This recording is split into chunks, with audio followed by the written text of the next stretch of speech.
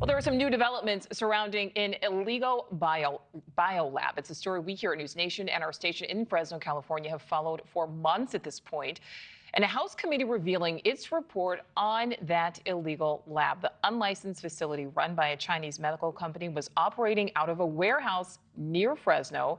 And inside, authorities say they found disease and tissue samples, medical waste, and infectious agents like COVID-19. Correspondent Joe Khalil live for us on Capitol Hill. And Joe, we are learning a lot from this report.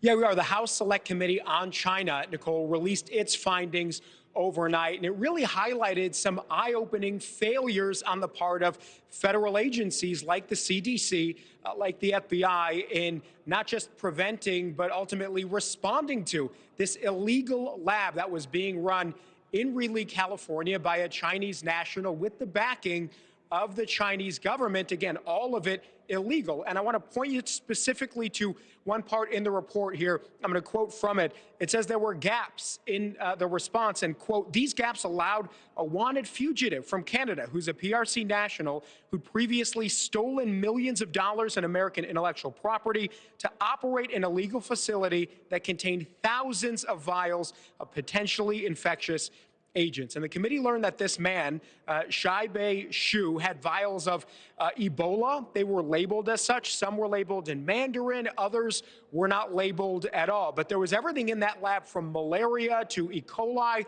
to even strains of COVID, at least 20 harmful agents there. Along with that material, 1,000 lab mice that were also genetically engineered. Now, look, none of this was authorized. None of this was legal for this lab here in Berlie, California. And according to the Congressional report here, local officials had been trying to get the attention of the CDC for quite some time. They were often ignored. And again, I'm going to quote from the report. It says, according to local officials, the CDC refused to speak with them. On a number of occasions, it was reported by local officials, the CDC hung up on them mid-conversation. It was only when those officials went to Congressman Jim Costa that he bumped it up to the CDC. They started to take it seriously after his intervention here. By the way, though, once the CDC knew about this and investigated, they ended up destroying all of these chemicals, many of which were unlabeled, and they didn't test them. So we now don't even know the full extent of what was in that lab or the extent of the danger to the citizens near that area in California and in the rest of the country. We talked to Congressman Mike Gallagher, who's the chairman of this China Select Committee, about this last night. He tells us that he has a real fear that the FBI and other federal agencies and our intelligence simply don't know the extent to which China is operating and doing illegal activity in the United States, and he says that is a real problem. It could be a resource issue. It could be an expertise issue. It's this combination of traditional espionage, economic coercion, influence activities, what they use to capture foreign elites. We've seen them subvert our Foreign Agent Registration Act laws, our lobbying disclosure regulations in order to sort of turn the D.C. swamp, against itself. So that's what concerns me going forward.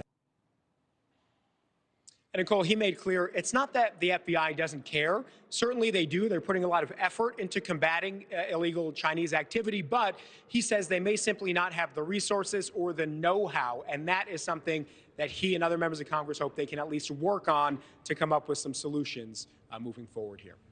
All right, Joe Khalil live for us there on Capitol Hill. Well, thank you for watching. Go to newsnationnow.com to find News Nation on your television provider. And don't forget to click the red subscribe button below to get more of News Nation's fact-driven, unbiased coverage.